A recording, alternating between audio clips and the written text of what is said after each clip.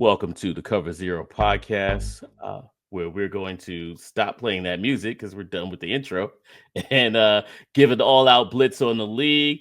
Right here, we with my boys to talk this football thing. We got my boy KP down at the bottom.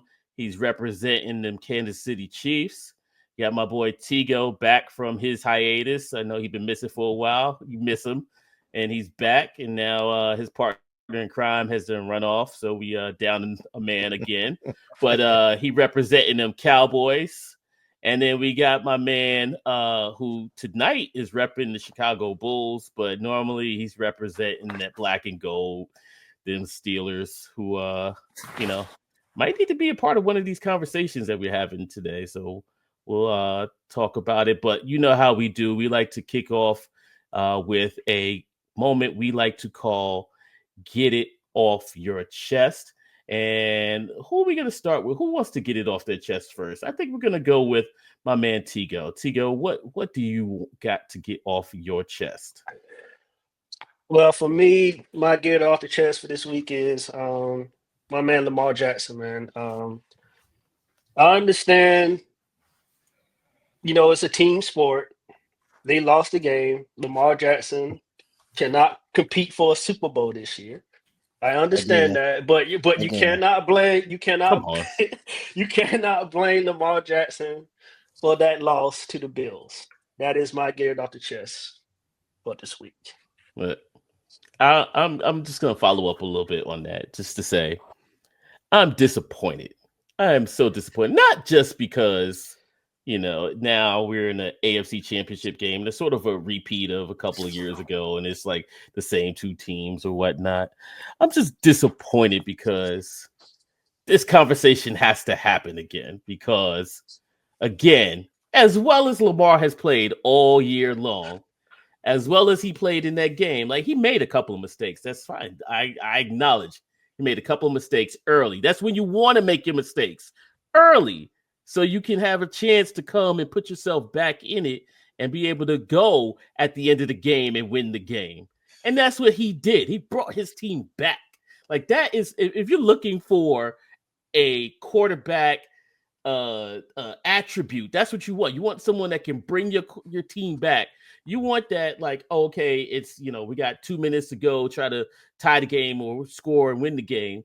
You want a quarterback that can do that, and that's what Lamar Jackson did. So I'm disappointed because now we have to hear another year about Lamar Jackson not doing enough when he's played great. Like he's had an MVP year. So I'm not ready for this conversation yet. Like I feel like I feel like there's somebody here wanting to burn Lamar.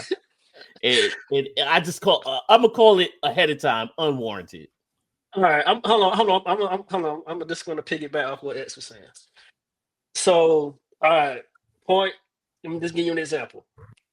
So you're telling me you're going to blame Lamar Jackson for this loss, and I'm just going to point this out. When Tom Brady then was down 30-63 in that Super Bowl game, they were playing awful. Tom Brady looked terrible in that Super Bowl, and then the second half come and they just roll back and win the Super Bowl. You cannot blame Lamar Jackson for Mark Andrews dropping that pass to tie the game up. That is not you could not ask for a better throw. So for you to sit up here and say, "Oh, Lamar Jackson is just, he is what he is. I knew this was going to happen again." You just can't blame that on Lamar Jackson, man. Yeah. What you got to say, D? Because I know it's burning you up. I'm gonna let KP go because it's a record that's on scratch to keep going and replaying over and over and over again. Somebody keep hitting the table with a record player. So I'll let KP go. No, you know what, D? I was going to give some validity to what you were going to say because although I don't blame him, I see what you're saying. He's had the table set for him for the past how many years? Yet a lot. Still, I mean, a lot. Right. The table set. He still has to go through the AFC. But he's the guy. He's the MVP. He's with the quarterback position. When you hold out and want $200 million and you're the guy, you get all the praise, but you also get all the blame. That comes with the position. Okay. So he although I don't blame him, I can see his point. He did put his team in a bad situation. Because as much as y'all say the first half, well, Josh Allen has grown, and look at how he didn't put his team in a bad situation. So I see his point. I don't necessarily agree because I don't think he caused it, but I can see where the criticism comes because he's that guy. And just like last year, you had everything. You played great. You're the number 1 seed. You're at home, and you still don't get it done. Then we come back this year. You play great. You've been given an all-time great at running back. Your defense is playing better. The table is set for you, and you still don't get it done. So I see where he's coming from, and I have to back and say, okay, maybe some of the criticism is warranted. All right, man. Hold on, man. I have to rebuttal that, man. This dude right here. This dude is absolutely killing me. No, man. No, let's just be serious, man. I have to be serious. That's why I'm being serious. Every time Baltimore gets in the playoffs, when they get to the division round, conference games, whatever, they completely reverse from what their identity is. Derrick Henry only carried the ball 16? Maybe was it? I think it was like 16 times in that game. Okay. You know why the Bills won the game? Because they kept with their running game, and they ran the ball all over Baltimore in that game. Okay, but all over it. But Lamar took away time of possession when he turned the ball over. So that gave the ball back to Buffalo for them. That was a bad snap. But it was a bad snap. It was a bad snap. But right. I mean, come on. But Tigo, if it's a bad snap and you're MVP, you understand I can't turn this ball over.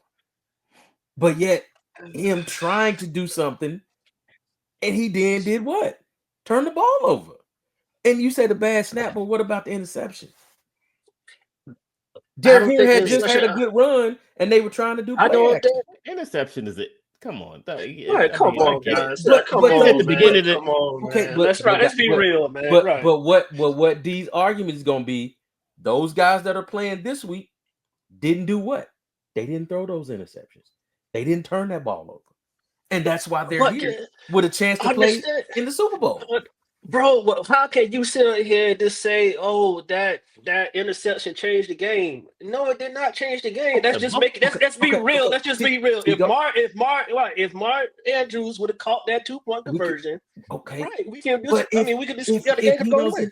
If he doesn't fumble and Von Miller runs it back literally to the point that they now score 7, are they even in that position? We can say this. We can end it at this. I can tell you this. Everybody knows who I'm going for this week, but I promise you, whoever turns that ball over twice in either one of them games, if Pat go out there and turn that ball over twice, y'all not going to see me because I'm going to be mad. We're going to lose. It's just that simple. Y'all know that. Am I wrong? If I'm wrong, tell me I'm wrong. If Josh Allen turns that ball over, I'm be happy. Okay. Here's the thing. They turned the ball over twice, and they still were Mark Andrews pass away from. But then imagine what they could be if they didn't turn it over. No, I'm with you. It could go both ways. Again, it's a tale of two halves. We about to kill Lamar Jackson for his second half. No, we're not. But that's what for his first half. I'm not killing him. I'm just saying. If he's going to, because he's not playing for MVPs and stats anymore. That came out of his mouth. No, you're right. Yeah, he wants the ultimate. I agree. Right. But until you understand that in the biggest games, like D said, in the biggest games when they need you the most, you can't turn the ball over. You just can't. And Josh seems to have figured it out. Josh threw for like what 150 yards, not even 150 yards. It doesn't matter.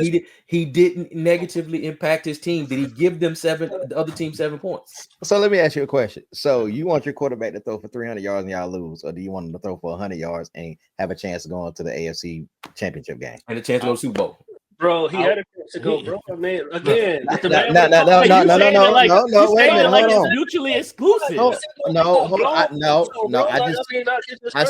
I simply asked a question because you shot to us. You shot to us. If Lamar only threw for 150 yards, they're not anywhere near that winning that game.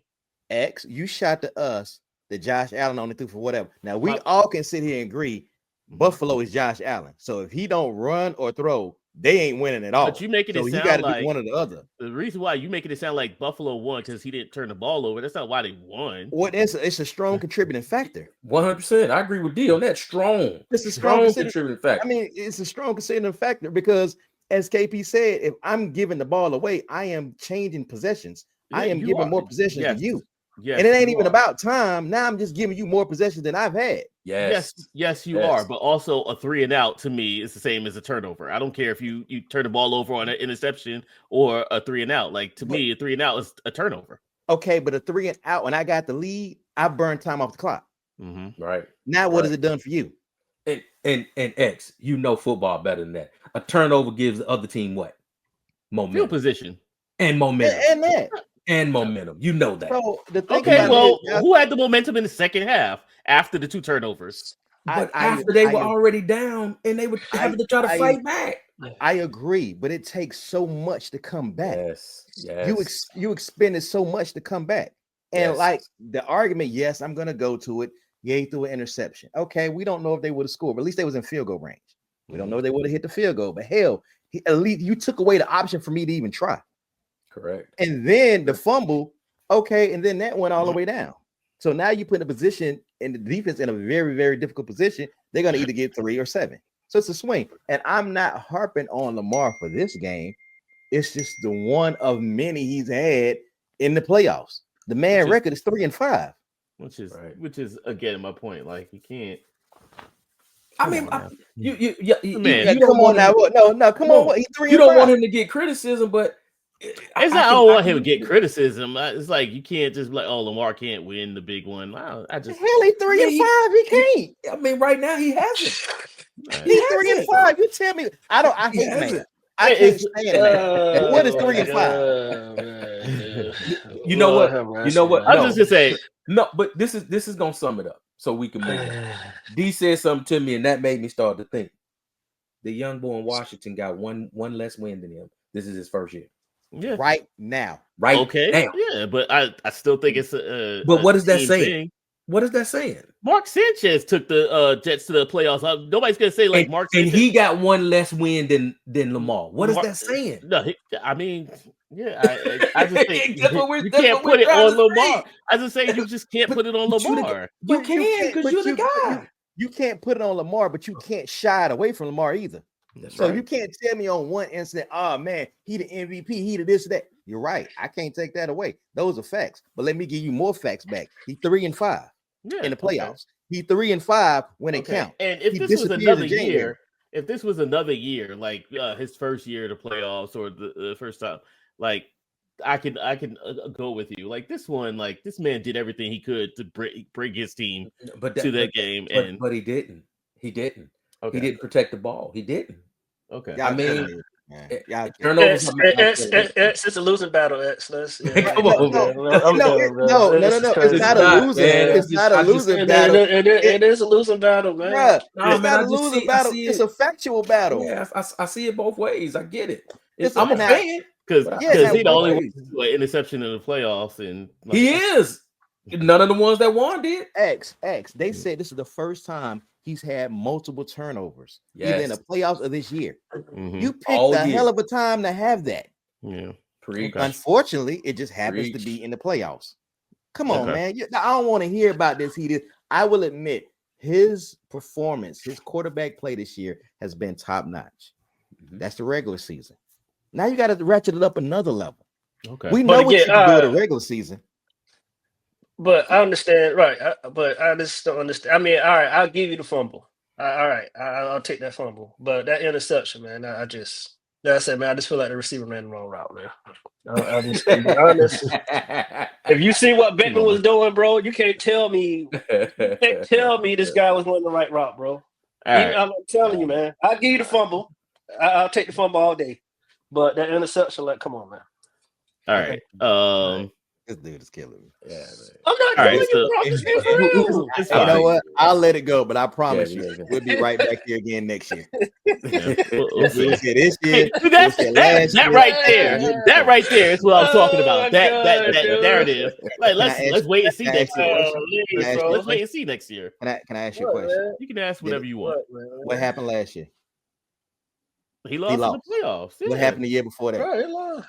Okay. He lost. Okay, so Kansas City's winning the Super Bowl this year. You're saying No, No, because I'm it saying happened that. last year.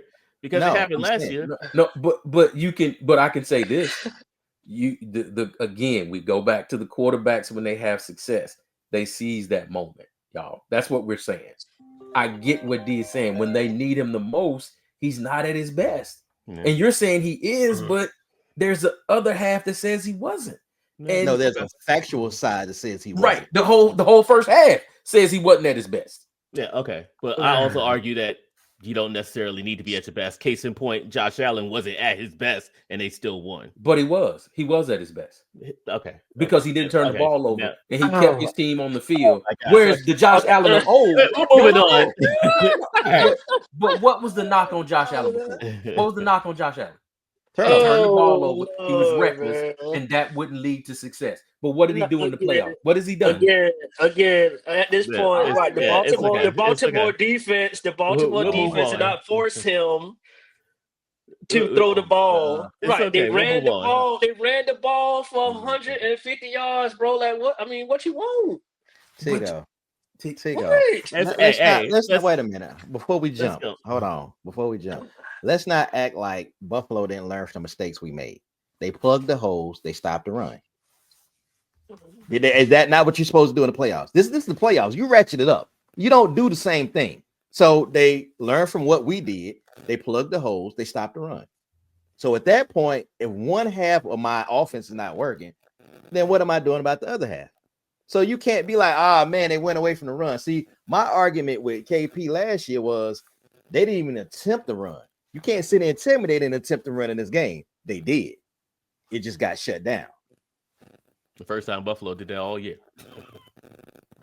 But All right. but also hold on, and I'll let it go. But also too, did they really stop the run, or did turnovers take possessions away for them to establish it? Because I'm looking at it, Derrick Henry still had 84 yards and a touchdown, but they didn't possess the ball because what in the first half you turned it over and let the other team get it twice. Come on, I mean you can't overlook that. So. I mean, and look, and even Justice Hill had 50 yards rushing. So they still ran the ball, but you're playing from behind. You can't just run. Okay. Okay. We'll be back next year. Don't worry. Yeah. Okay. We'll see next year. All right, man. X, All right. get off the Moving track? on. Let's move on to our topics for this week. We spent almost 20 minutes on that topic. So let's go ahead. I told him not to bring it up. Go ahead. Listen here, Mike. Sit down. Biggest takeaways for the playoffs this year. Who wants to go? Who wants to take this one first? What was your biggest takeaways or surprises from the playoffs this year? I mean, I think we all can say is Jaden. I mean, you get a rookie to come in and you go on the road twice. And knock off two veteran quarterbacks and knock off the presumed Super Bowl champion. That's major. I mean, we all knew he was good, but we didn't know that he was this good. We didn't know that he would be able to seize and capitalize on the moments the way he has. So that's my biggest takeaway is the fact I'm surprised. I'm shocked. I'm shocked that no defensive coach could have thrown something at him to again get him to at least be flustered or anything. I mean, the man cool, calm, and collected, and he's got his team on the doorstep of being able to get in the Super Bowl. It's pretty impressive. So okay. So let me ask this, you gave your opinion on Jaden Daniels and the Commanders or whatnot. Do you think the bigger surprise is the Commanders or the Lions in that game? It's the Commanders. I mean, you took in a team that was left for dead these past few years. I mean, come on, yo. These dudes picked second in the draft, man. I mean, it's the Commanders, yo. I mean, The Lions, I can't say I was surprised because you can't lose 18 defensive starters. And then, yeah. I mean, but they were hot rolling into the playoffs. I mean, they were hot. Yeah, true. But it's the playoffs. Yeah. Okay. All right. So no, man. No, Tigo looked like he had a rebuttal to that. Go ahead, Tigo. What you No, man. Y'all sit up here and talk about turnovers, and you gonna sit up here and crown Jaden Daniels. I mean, yeah, Jaden Daniels played great. Yeah, he played great. But you can't sit over here and look over the fact that Jared Goff turned the ball over. Since you want to talk about turnovers, we not want to talk about turnovers. But you want to talk about turnovers. But no. We just got Oh my god! You want to talk about the turnovers? Oh my god! KP, you can't have both ways, KP. No. Are you telling me how many turnovers did Goff have this year? You're talking about two separate things, Tigo. If you because look, this is how I can prove my point. The Lions lost because of Jared Goff. Period. We ain't no ifs, ands, or buts about it. They lost because of Jared Goff. You see that? All right, then. Okay. So then why you can't accept the Ravens loss because of Lamar Jackson? Okay, but no, I cannot accept Jared Goff also had like 12 picks throughout the season, so it wasn't like they weren't winning with turnovers. So they knew he was going to do it. Lamar had literally none. And then he waited to the playoffs. Not literally done. He had how many? He had literally done. How many? He had like below 5 or he had 4. He had 4 interceptions. I think he had like 4. That's like point something a game. Yeah. He had 4. And how many fumbles did he have? 1. So he had 5 turnovers. Y'all, he had 2 when they needed him. He had more than 1 fumble this year. No, he didn't. Go look at his turnovers. Let's look at stuff. Yeah, look at it. Why you looking at it? I was that dude Tigo was hot. He was hot, bro. What, man? No, man. He was bubbling out there. I saw his hat raise up off his head. I said, "Oh my god, the fire's coming out his head." But my point is right. We sit up here and crown the Washington Commanders or whatever for that victory or whatever. Let's just call it real. Right, Jared Goff looked terrible in that game. Okay. Awful. Okay. So for me, right, that would be my biggest surprise is again, right, I mean, don't get me wrong, right. Detroit had all the injuries on defense. I totally get that.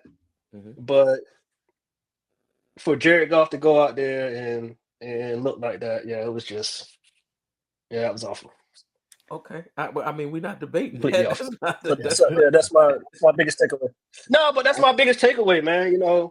I mean, for you to go out there, right? I mean, you beat Minnesota. You know what I'm saying? To get the first place, whatever. I mean, you look great throughout the season. You got over the injuries, and you're still playing at a high level.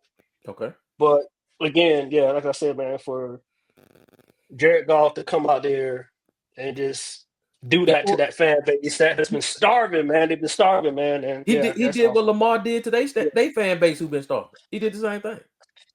Well, I mean, you can at least say Baltimore won the Super Bowl, man. You know what I'm saying? But not with Lamar. Not with Lamar. They ain't even got close. They ain't even sniffed it. I understand that. I get that, KP. But again, I mean, for you to be a big Barry Sanders guy like you are, man. I mean, and that's why I can speak. That's why I speak it because they beat me down. He ain't won nothing. He didn't do nothing, and I had to. I had to fall here back. We go. This is what I'm sick of this. We're not about to slander Barry Sanders now because he ain't won the Super Bowl with the Lions. But that's what. But that was the narrative. That was the narrative. I can't believe who's saying that. That was the narrative. We're not about to say Emmitt Smith better than him. He got 3 rings. Oh, Emmitt Smith, the most overrated running back in history. No, I take that back. Marshall Faulk is. You know what? All right. No, not no Marshall Faulk. Yeah. Come on. All right. I knew that was going right. I knew that was going to happen. It was going right off the defense. Yeah, he took it all. But let me bring it back. Yeah, please do. I think for me, the biggest surprise was probably the Minnesota game. Because they had all the momentum going into that game. Unfortunately, with the fire situation going on in LA, I really thought LA was going to come in with their minds being somewhere else.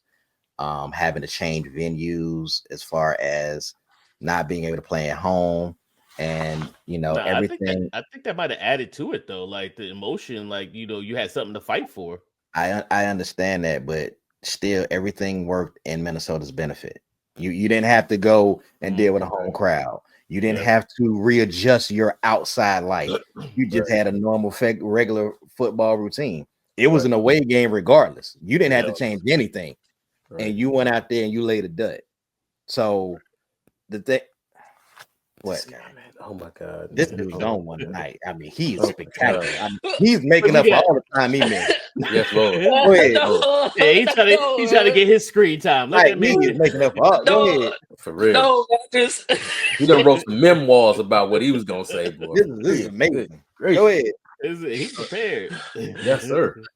no, man. You talk about the whole crowd and stuff. Now I'm just gonna throw that out there. You were saying like the whole crowd, and everything. Like I know mean, LA's fickle. I know LA's fickle. I get it. But at the end of the day, it still is me waking up in my bed and me walking out of my house and not going far. It's still different than me having to get up, go to another state, another city. Whereas in Minnesota, it was a regular away game regardless. Right. You didn't have to adjust nothing. Yeah, I get you. I get you because them boys had to think about not only waking up in their bed, but if their beds and anything was even gonna be there, right, fires and everything. So that you would have thought it would have done what it did to the Chargers because we see what they did. Oh God, here we go. So we're not gonna talk about that quarterback. Yeah, no, we're not. So my thing was that to me, Jared Goff Jr. That to me was the biggest. Look golf. I touch on it. Look golf out there. Look golf. We're not gonna talk about that. Besides the biggest elephant in the room, which was Washington. I like to think Minnesota went out there and laid it. Yeah, I mean, I mean, it kind of was Sam Darnold reverting to Sam Darnold. Like, has anybody cost themselves more money this year than Sam Darnold? Yeah, he hampered himself those last two games. Yeah, man. The offensive line did that to Sam Darnold, man. That offensive line. I think it was play calling too. I mean, once Detroit showed the blueprint that just keep pressuring them, all out pressure. I mean, man, come on, you can't draw up something and you got Jordan Addison and Justin Jefferson and they going zero blitz over and over. That's been the blueprint for Sam Darnold since he was drafted. Like, put pressure on him, and I feel you, but you gotta if McConnell is as good as we say he is, he's got to be able to come up with something, roll him out, do something, man. You got to do something. Yeah, I don't know. Yeah, man. I don't care who the quarterback was back then. Yeah, that was. Yeah, you keep getting hit like that, bro. Yeah, I get it. Oh, Jared Verse got up in there. Yeah. All right, man. Well, I don't care who the quarterback is. So, my sort of biggest surprise takeaway. Well, I have two because there's a stat that I saw was very interesting, especially this divisional weekend, was that all of the teams that scored, like that had more yards, lost in those games. So you look at all those games, the teams that put up the most yards in each of those games lost. So it was Detroit, Houston. You said Detroit had more yards? Yeah. Oh, okay. Wow. Okay. You said Baltimore had more yards. Baltimore. Wow. Yeah. But what did they have? Would they have a lot of X? Would they have a lot of X? No, but they have a lot of X? No, I'm just saying. Okay, go ahead. Yeah, continue. No, but all of that, I just thought that was a super surprising fact. It's like, okay, like again, like okay, moving the football, putting some yards up. But the thing that surprised me was tell them what those teams had too, though. They led in what? Leave me alone, man. No, I'm not saying it. I'm not saying it. Okay. Moving forward. Make them say it, D. Make them say it. He know. They got the travel miles up. This is my takeaway. We're not taking about nobody else's takeaways. They all on the way to Cancun right now. They all on vacation. Yeah. All right. We talk social about media went dog. We talk about my takeaways, not Buffalo's takeaways. We talk about mine. All right. All right. So this one, Kenny's gonna like this one. Yeah, my biggest surprise, I don't know, not biggest, but it was one that kind of shocked me. I expected, and we all talked about this before the game. Like Houston was the coldest team going into the playoffs, and then they went in there and whooped the Chargers, like flat out, like took their money, laughed at them, and kicked them down the street. And that to me was like one of the big. It was the first big shock of the playoffs because Kenny, don't do that. Don't do that. I'll let you get on that because the Chargers were one of the hottest teams going into the playoffs. Like, oh my god! Can I all the slander that you have for Lamar Jackson. Can I pull a Tigo? Go ahead. Flag on the play. Who was that quarterback again? Who was that quarterback? Who was that quarterback name? The quarterback name? The Chargers. What's that quarterback? His name is no, but Herbert, okay. Okay, but so we can wrap seriously. That's why I say I can understand these where he looks at it. You just brought our point to the forefront. You said how hot they were, and Justin Herbert. What did I say, D? What did I say all year? I didn't say anything about Justin Herbert, just so you know. But he's their quarterback. He's the Chargers quarterback, and we, no matter what we think, your team goes as your quarterback go. I had said what? He's played tremendous. He was the same. Had only turned the ball over 3 times. Played great. But what happens when they need him the most? What do he do? You know what this tells me, though, right? So, like, but that's what we judge on. No. I understand. Like, but this is what I won't call this out because this is too funny not to. This year, all 3 of us, like, we have our little gripes with quarterbacks, whatever. I'm a Sam Darnold. I don't want to say hater, but I'm a Sam Darnold like basher. D is a Lamar Jackson basher. No, he going. Complete hater. It's not a division thing. Stop. That's not the point I'm going to make. But that's what he's going. You saw that division. He's going to say that, right? No, but this year, all 3 of us came around and gave each of them their flowers this year, and they all for them to all just, I don't want to say disappoint us, but just basically do what they normally do. Exactly. When you need them the most, they do what they do. They do what they do. Yeah. History is destined to repeat itself with those guys. Yeah. Okay, but I just thought I found that funny. But like right before, like what was it like? I don't know, week 16 or something. Like we all 3 of us are like, okay, yeah, I got to give so and so their flowers. This, that, and the other, and all of a sudden, you know, like they're like, all right, that's all we wanted. We just wanted the guys from the Cover Zero podcast to acknowledge us. Now we can go back to what we do. I told you we'll be right back in. You got to take away this far from the playoffs, man. Other than Lamar Jackson, he's still the greatest ever. He agreed with you. He said the whole Jared Goff and Detroit thing. Oh yeah, okay. Yeah, man. That's awful, man. Yeah, Detroit. Yeah, he was. Yeah, no doubt. He was terrible. All right, so going back to the topic that KP started with when we started talking about playoffs, and you know, the play of Jaden Daniels. We want to talk about, I think this is a topic that Davion was kind of passionate about. You know, Jaden Daniels has looked good this year. It's looked like one of the best rookie years. You know, we've had some precedent there, you know, with I think Ben Roethlisberger has gone to the championship game. Joe Flacco went to the championship game in the rookie season. Mark Sanchez. And so now Jaden Daniels doing it. But I mean, I'm gonna be honest, out of all of them, Jaden Daniels has looked the best doing it.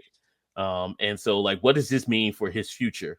And I think, Davion, I'll let you take it from the top there. Like, what's your thought on this topic?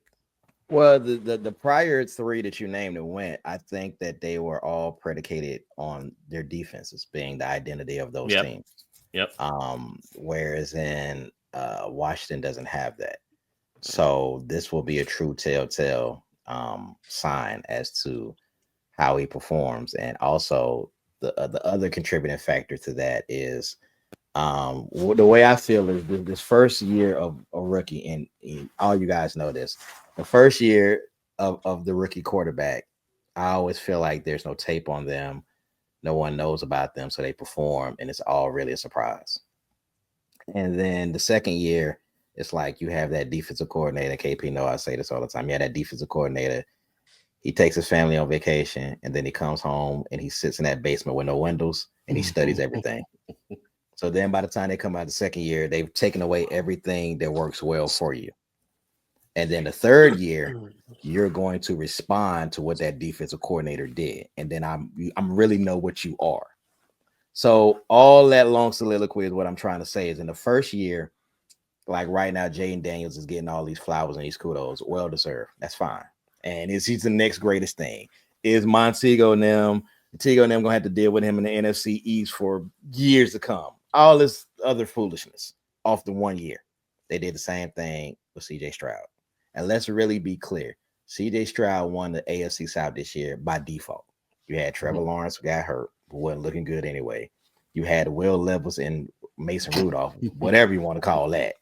You had Anthony Richardson tapping out, but then coming back and then being hurt and then putting in Joe Flacco. So he just won it by default because the division sucks. But on the flip side of that coin and at the other side of my mouth, you have some rookie quarterbacks that are really, really bad. And you ready to throw them to the wolves and give up. I know one thing Montego was really passionate about was how everybody was ready to, throw Bryce Young just away completely. And other rookie quarterbacks you're ready to throw away. Basically, what I feel like is give them a chance all the way through, good or bad. Just give them a chance. Give about a 3-year window and see what you got instead of being prisoners of the moment and now crowning Jaden Daniels the second coming of Patrick Mahomes and we in his rookie year. Come on now, let's not do that. And I'm just wondering what you guys feel about that. So first, let me just acknowledge how crisp that jacket is. I hear every single. That thing like Chicago Blue. I open that thing right there. He about to go shoot him. Shoot a couple. Boy. I told him don't get it dirty. He had that jersey to go with it too. Don't get that up off. Told him don't get it dirty. No. I'm inclined to agree with you. There is part of me that does actually want to crown Jaden Daniels, though. I mean, I'm me. I'm just a by natural wait and see kind of person. Like, like try to get too high. But to the point that we were making earlier, those other teams like Flacco and Roethlisberger, they were led by defense. This dude is actually out there winning games for his team, and he's doing this against teams like this. Yeah, they ain't got tape on him, but this is the playoffs. You're not going into this. You're not going into this game not having studied the guy, trying to you're going in trying to understand how to beat this guy. I don't think you necessarily need to spend, like months in a lab to try to figure out. I just think he might be special. I'm still in the wait and see, but if I'm going to say like out of these, the recent examples of rookies that we have, Jaden Daniels looks pretty damn good. But in general, I agree with you. Like, I think there's that whole wait and see. I'm on the Tego train as well. Like that whole Bryce Young, everybody was trying to throw Bryce Young away and crown CJ Stroud last year, and it kind of fortunes have kind of reversed a little bit. And I'm gonna talk about it again. I talked about it like a couple of weeks ago. That no look touchdown catch that Bryce threw, that when he just threw up his arms before even seeing if it was caught, like that was just like the cold. Like you can see like that confidence. And so I think we were too quick to crown him, too quick to bash him. And I think it's also, it's just a lot of pressure that's on rookie quarterbacks. And I think in general, we shouldn't have that much pressure on these rookie quarterbacks. But now Jaden Daniels is making it harder for the next guy that's coming in. So Cam Ward or Shador, now they're gonna, unfairly be kind of not necessarily held to that standard, but they're gonna look like, like, hey, look what Jaden, it can be done because Jaden Daniels did it. So what you gonna do? Okay, I agree with what both of you guys said. I think we're all in agreement with that. But at what point are is ownership, coaching staffs, at what point are they going to understand I have to do what's best for my organization to get the best out of my young quarterback? Like D said, okay, let me work with him the first year, see what his strengths and his weaknesses are, right? Then we come back to the next year. Okay, can we build on the previous year? Did he work on some of the weaknesses? Then, like D said, the third year, then you can see what he got. But I think the league and everybody, they're such prisoners of the moment that they won't give young quarterbacks that time to grow. Good, bad, or indifferent. Like I was watching what was it, Get Up or either one of the other shows, and they were already saying Jaden Daniels is a top 5 quarterback. And I'm like, wait a minute now, hold on now. Top 5 as in like top still 5. playing right top now 5 in the top playoffs? 5 in the league. They Come took on. Joe Burrow out and put him in. Come Top on, 5 in the league. And I'm just Yeah. like, wait a minute now. That's- Wait. Whoa, wait a minute now. Wait a minute. That just blew my mind. I'm like, okay, I gave him his praise because he's playing well, but you can't jump him over guys that's had that sustained level of play. Like, come on, man. You can't. I've seen that. I don't know the way. Hold on, like, I don't know the way y'all were acting about Lamar. Y'all might just but throw him over Lamar now. No. We're just saying in the biggest moment. But there's no way Jaden Daniels is as proven as Lamar. That's you can't put him in there. No. He's come on, like that's just, that's so unfair.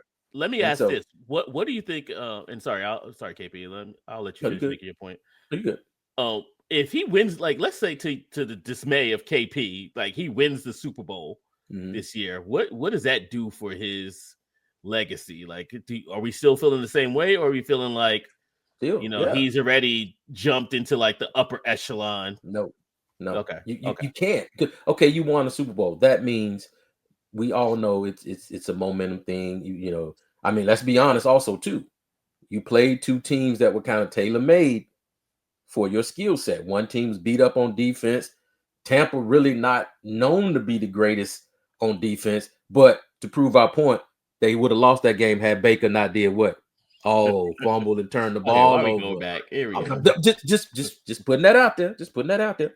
So you can't, even if they wins, and kudos I will give him, because he's gonna have to beat 2 pretty good teams to win. He's gonna have to beat Philly, or he's gonna have to beat Buffalo or Kansas City. Those are 2 tall tasks, either one of those 3 teams, because those 3 teams are better than the Commanders teams. I mean, I think we all can agree on that. But we give him his kudos, but like D said, okay, now everybody, you're gonna have that target on your back. Now that dude gonna sit in that basement and figure out everything you do wrong, and they're gonna force you to do that. So what you gonna do then? We've just seen guys that have kept that sustained level of high performance, and there's just no way you can put a rookie over those guys. Now you're basically disrespecting what they've done. And I heard you say, you talked about Sanchez, and you talked about Roethlisberger, and you talked about Flacco. Well, the game was different back then. All 3 of those teams also were led by what? Super strong running games. Because it was still a running lead to some degree. Now everything is just open pass. And so, but I mean, he's good, but just to put him in the top 5, I don't know about that. Yeah, that just kind of, so it kind of goes along with our thing. Like, what, can we be patient and let the young guys mature? I think everybody, and you all said it's going to be unfair for the next group coming, because now they're going to expect him to be like CJ and be like Jaden. And that's not, what if your team isn't around them? It's not the right foundation. And we all know, they ain't do good in the 1 year, throw them in the trash. Yeah, that's crazy. No, I get it. Yeah, and I mean, I think it's going to be interesting because I think pretty much all of these rookie quarterbacks actually played pretty well this year. They did. Yeah. Great situations though. Yeah. Think about it. All whoever got to go play with the Giants. Situation, but yeah. I mean, the rookie quarterbacks were in pretty good situations. They were with solid coaches, solid offense. Whoever the Giants get at quarterback, do you think that's going to be a good situation? No. Yeah. I think Brian Daboll is. I mean, like I said, man, in a previous, take or whatever, I feel like Brian Daboll is a good coach, man. I just feel like Daniel Jones, man. He's just not the answer there. But I do feel. I can't sit up here and say whoever the Giants take. I do think Brian Daboll is great, and I think you're right. He'll get that quarterback going. I mean, you got to understand, like, I mean, Brian Daboll, right? I mean, he had Josh Allen. So I mean, you can't say the guy can't coach. But yeah, I just feel like Daniel Jones is not it, man. And No, he wasn't. yeah, That's why they let him go. yeah, yeah, for sure. We getting some Um, feedback on somebody's. Y'all hear that static? I hear it. yeah, I hear it too. I don't know. Yeah. All right. It sounds clear now. So, Okay. sorry, Tigo. Right. Go ahead. You got something else you want? No. I mean, I'm not gonna. Yeah, so take time. No, I agree with. I mean, I agree with everything you guys just said. I mean, me personally, I felt like going into this draft that Jay Daniels should have went first. Me personally, I just saw it, from his time at LSU. Really, for me, the biggest thing between him and Caleb Williams was I just felt like Jay Daniels, played on time, like he played on schedule. Like with Caleb Williams, even going back to his time when he was at Oklahoma, I just felt like everything was just, he played off schedule. Like he was just scrambling and scrambling and, right. And oh my gosh, he did this. Look at this throw he just made. Right. You did that off of scrambling. You all over the field and receivers get open. Yeah. So, but I mean, don't get me wrong. I feel like with Ben Johnson, going to Chicago or whatever, I think that would be good for Caleb, Williams or whatever. But yeah, guys, I just feel like with these rookie quarterbacks. I mean, with any sport, man. I mean, you look at any sport when you take a star player. I mean, you take a big name player. I mean, because it's the NFL, it's quarterbacks. But if you look at it across the board, right? If you take a player, first, you want that player to. The expectation is they need to shine. They need to do this right now. And I mean, sometimes it just don't work out like that. And I just feel like with with these organizations, I mean, just with the media and period, right? They just kill these guys, man. And I just feel like it's not fair. Yeah. To touch on that last point about the media, I think the other point of it, like KP saying, like I don't know who you said it was First Take or Get Up or whoever it was, like calling them top 5. Sometimes I think this is just for like views and clicks and stuff too. Like that. So that I think that's a big part of it. Is like people throwing these things out there, this hyperbole out there to kind of get attention or whatnot. So I mean, I mean, you gotta take some of that with a grain of salt. Yeah, and that's the thing, man. I mean, like you look at people that are not, common, football people, right? You have a Blow Joe, right? It just take that and just run with it, and I mean, it just be all over the place. That this guy just sucks, man. Yeah, he's just terrible, and like I said, it just kills that player, man. Which it's unfair. Yeah, I got you. All right. I did have one last point. Like, and I think it's not even just quarterbacks in that regard too, because I think like any rookies at all. Like there was like listen to everybody. Brock Bowers is the greatest tight end to ever live. Because he had a good rookie season. Right? Sure. Yeah, that's what I'm saying, man. Just for everybody. I mean, like I said, when you take a player in the first round, right? Everybody expects that player is going to ball right immediately. And like I said, it just don't happen like that. Okay. Yeah, cool. All right, so last topic for the night. We want to talk about there's been some new coaching hires this coaching cycle. I think there's still 1 or 2 jobs open. I think it was like the Raiders and New Orleans. Cowboys. Oh, sorry, my bad, Tigo. I forgot. You guys made yourself like an opening, like the dude. Like he didn't get fired, he didn't quit. It was just like Nah, it actually is a couple. You said it's the Cowboys, it's the Cowboys, Jaguars. New Orleans. Oh, I forgot about the Jaguars. Okay, so there's still a couple. No, I think the Jaguars. No, they didn't hire him yet, didn't they? Yeah, they talking to Trent. They fired Balky. Yeah, and now they're back on Lee and Cole. Yeah. There you go. Okay, gotcha. Yeah. Okay. Apparently, like that's the craziest. So touching on that real quick, like that whole situation is crazy. Like they basically, he said first of all, Liam Cohen was saying that he was going to re-sign. Well, I don't know if he said it, but they were reporting that he was re-signing with Tampa Bay to stay in Tampa Bay, but he never signed a contract. He wanted to go to Jacksonville, I guess, or wanted to at least try for Jacksonville. But Trent Baalke apparently didn't want him, or they couldn't work together, or something like that. And so now they coming back at the last minute because I think it was down to who was it? Like I can't remember who the two candidates were for Jacksonville, but yeah, it's just a crazy situation. That's dysfunctional, like all of that. So No, I'm not gonna say that either, man. Don't say all right. that. So okay, so talking about the have been hirings. Okay, so first we got, I think Vrabel was the first one to fall in New England. That was, I was about to say the latest coaching thing to come up, but that's not true. But Vrabel went to New England. Aaron Glenn went to New York. You had Ben Johnson in Chicago, and I feel like I'm missing one. Was there one more hire? I could have sworn. No, I don't think so. Okay. Well, I know. I think that's I think that's it. Okay, cool. All right, so those three. So, where we want to start? KP, I'll let you take this one. Where you want to start with those? I don't. This is not going to be something as well, but I'm with Tigo with piggybacking off what he said with Caleb. I mean, I know Ben Johnson is creative in his play calling and everything, but to me, everything in his play calling in his whole offense is based and predicated off staying on schedule. And that's just not what Caleb Williams does. It's just not. He's just not that type of player.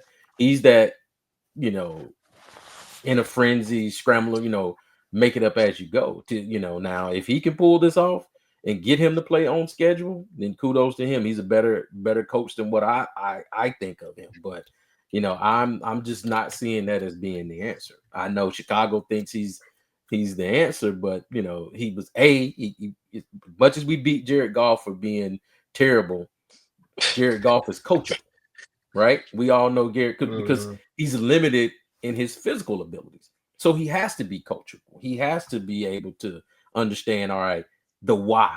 And that right, D? Understand the why. I got to get rid of this ball at this time. Now he don't always execute that why, but he has to know. And Caleb, to me, just doesn't seem like he's that type of kid. But I'll give him grace, like we were just saying. I'll give him time. But I don't know if this coach is going to really get the best out of him. So, to that point, though, like, wouldn't that be not a good thing? But like, I think the fact that you bring in Ben Johnson is to try to help that, to like kind of give him those quick open looks that Ben Johnson gets, like, or the sort of crazy play design that Ben Johnson. Because like, if you think about it, like, how long does Jared Goff actually hold the ball, though? You're right. That's what I'm saying. He's gonna. But we know Caleb wants to hold the ball.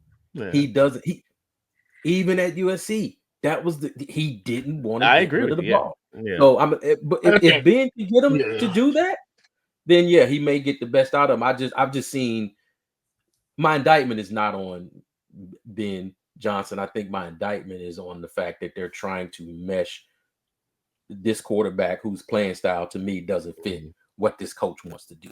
Yeah, and so I don't know how that's going to work. That's the other. That's the other thing too. Go ahead, Tigo. No, go ahead. Yeah, go ahead. No, I was gonna say that's the other thing too. Like, you got to think about Ben Johnson. Like, he basically had his pick of all of the jobs. The one that he wanted was Chicago, apparently, because the only other one that was hired ahead of that was New England, and that was done pretty quick. But he declined interviews last year with Washington. He declined interviews this year with the Jets, and I think whoever, it might have been just the Jets, but he was kind of like and there was talk of like he wants to go to the right situation, and you have to have this, and this. Like, he was talking like he was hot stuff, like he was the stuff. So he picked that situation. So he obviously sees something like in Caleb Williams that he thinks that he can works with his system. So I think that might work. I don't know. Ben Johnson is one that scares me because I don't know how good he's going to be. Like, yeah, he can call some plays or whatnot, but does that is that what you really need as a head coach? You can say you put your system in and let somebody else run your system. But like, if you're going to be like just focusing on like just the offense or this, that, and the other, that's where people get in trouble. So like, we've seen the great offensive play caller or offensive coordinator go in and take a head coach job and not look so well. So I'm kind of trying to figure that out. Like, so far, I haven't seen really much personality in him to kind of, can he lead people? True. True. Yeah. Yeah, the reason why I say Ben Johnson, like I said, man, I mean, if you look at the Chicago Bears roster from top to bottom, I mean, honestly, let's be real. Like, I mean, I thought Chicago was going to be, do a little better than what they did last year, to be honest with you. I just feel like offensively last year, I don't think they really had an identity of what they wanted to do. And I think that kind of put Caleb Williams behind. I also do feel like, to me, just looking at Caleb Williams play, I don't think he really reads defenses the best. And for what I saw from Ben Johnson and what he did for Jared Goff, I was kind of impressed. I mean, I was impressed with that. And I just feel like, yeah, you put Ben Johnson there with Caleb, with the talent that they have on that offense. And I mean, even on their defense, I mean, they have pieces on their defense. I just feel like, yeah, I think that's a good match. And yeah, I'm waiting to see what, how that plays out, to be honest with you. Okay. I mean, honestly, man, you know what? I don't blame Dan Campbell for him crying at that press conference, because we don't went off topic, man. We don't went off topic, man. We off topic, man. No, topic. No. I'm just saying though, like, I mean, I feel like Aaron Glenn is. I mean, I think he's gonna be a good coach as well, man. For you to, lose both of your coordinators. Look, he about to lose more than that too, because they're gonna pick from that staff too. So yeah, I know. Right. So I mean, I'll be crying. I don't blame. Yeah, I'll be crying too. So but yeah, I do like. He in rare form tonight, dude. You're right, man. This dude in rare form tonight. What? He in rare form tonight. For sure. But seriously, I do feel like Aaron Glenn would be a good fit for y'all with the Jets, man. Yeah, man, I like all the coach hires, man. I like Mike Vrabel going back to the Patriots. I like that hire too. So, but yeah, man. So far, yeah, I like everything I'm seeing. Besides the Cowboys, think about bailing Luigi out of jail, man. So you can't work for me, man. Look, Look, man, we okay, Janai's just missing. Janai's just missing, so now Tigo got to take up the. Come on, man. We're gonna move on, man. We can wrap this up in a few minutes, man. Come on, man. Let's keep it moving. What's your opinion? Yeah, let's keep it this dude's out of control. He out of control, boy. He out of control. I think that, and this is gonna sound so cliche, I think that until you change the organization from the top, it ain't gonna matter who the coach is. Mm-hmm. And that's true, man. And the reason why I say that is because, and it's no shade at X and his team, but you're in this same cycle because your owner is out there. And let's just, call a spade a spade. Like, so from there is this repeating cycle. And we talk about Washington, we talk about the surprise Washington is, but we've seen the change in Washington, and it started with the ownership. When a new dude bought it, and then the new ownership, and it just trickled its way down.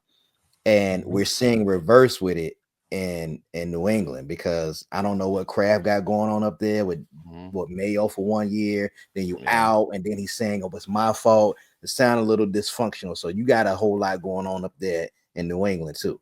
So and then Chicago. I mean, but you say that, Tigo, but like, if you knew this, you just wasted a year of something else. You just wasted a year.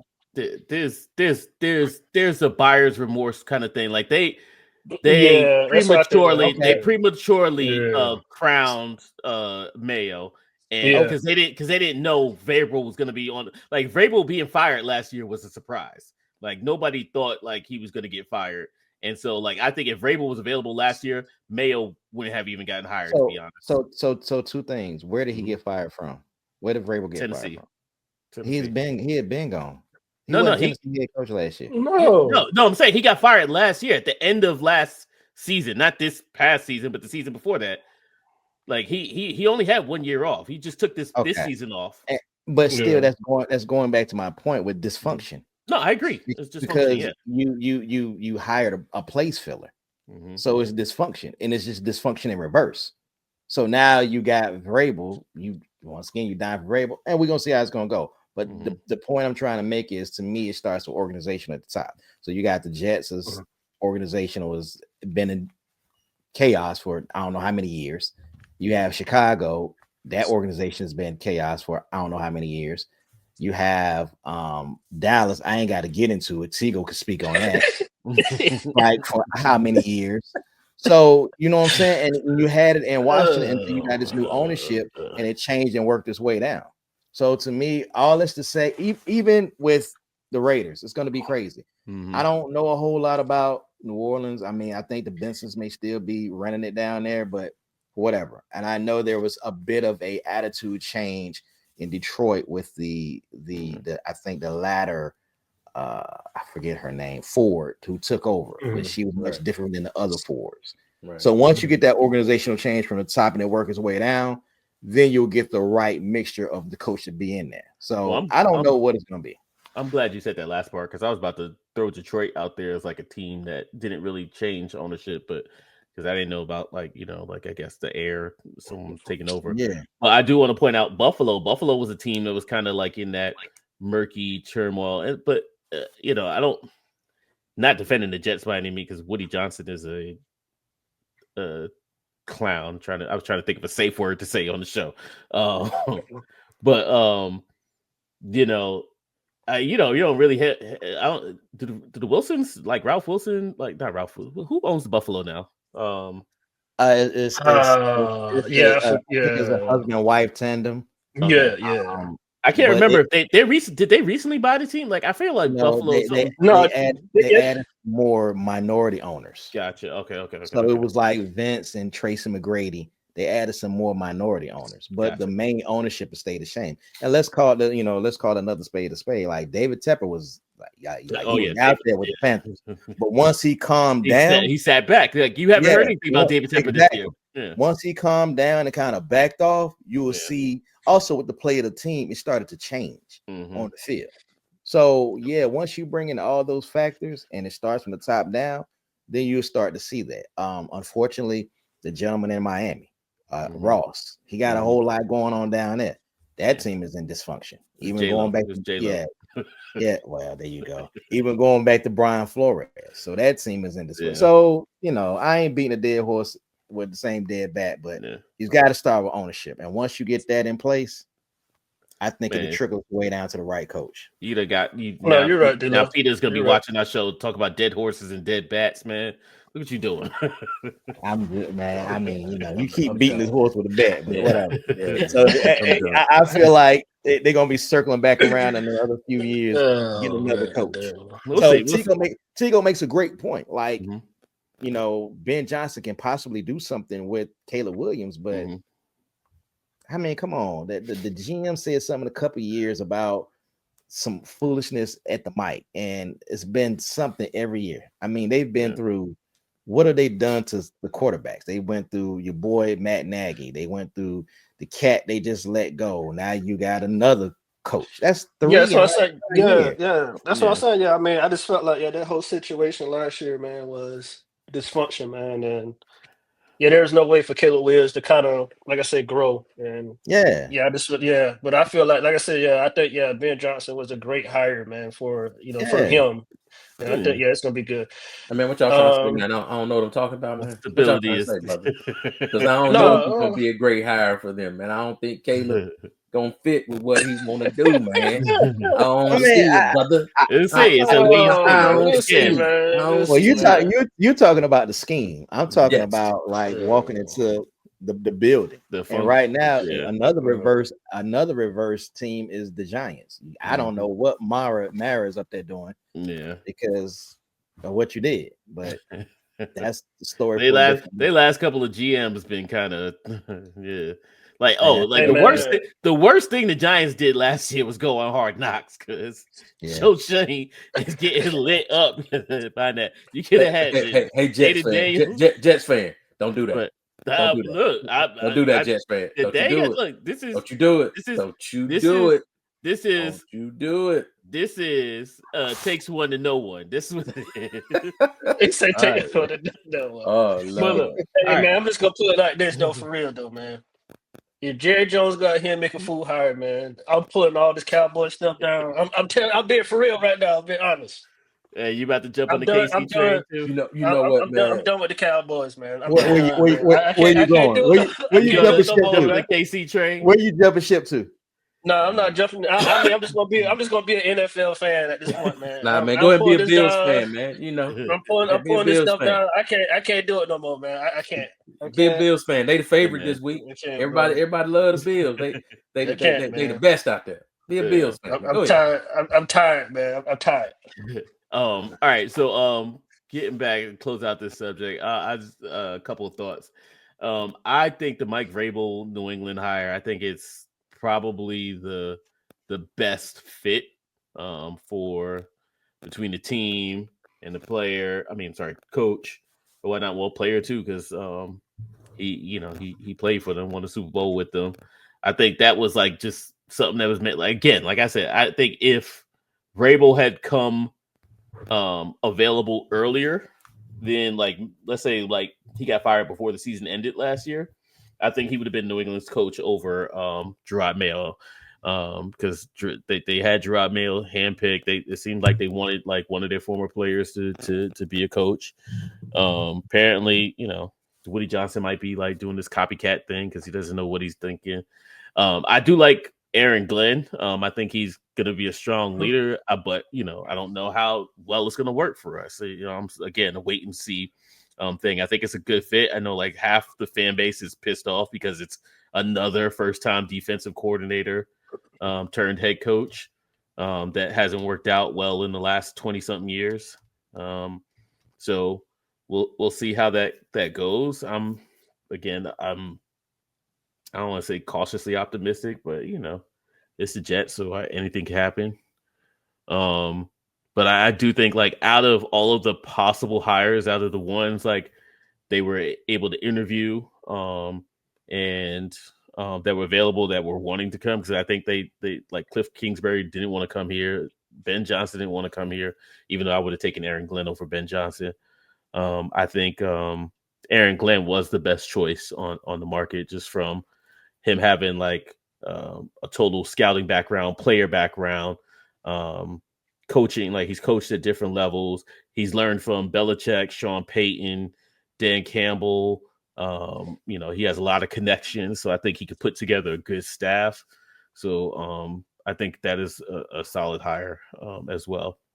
And then, like I said, for the Chicago hire, I think that's just again, wait and see. I don't trust Ben Johnson to be like, so I don't know that he has that leadership gene that can get, like, he seems more of like the Adam Gase mode, sort of like Brian Flores mode, like, not very people person-y. So like, it's going to be, we'll see how the players, like, for example, we see like when Aaron Glenn was hired, we see all of these videos coming out of like how much the team loved him, of Aaron Glenn, like, that like players supporting him, like Aaron Glenn getting the game ball. Like we haven't seen none of that from Ben Johnson. Like we haven't seen like, oh, this is Ben Johnson addressing the team. There's like no personality. So I'm cautious about how that's going to work out in Chicago. All right. Yeah. Uh-huh.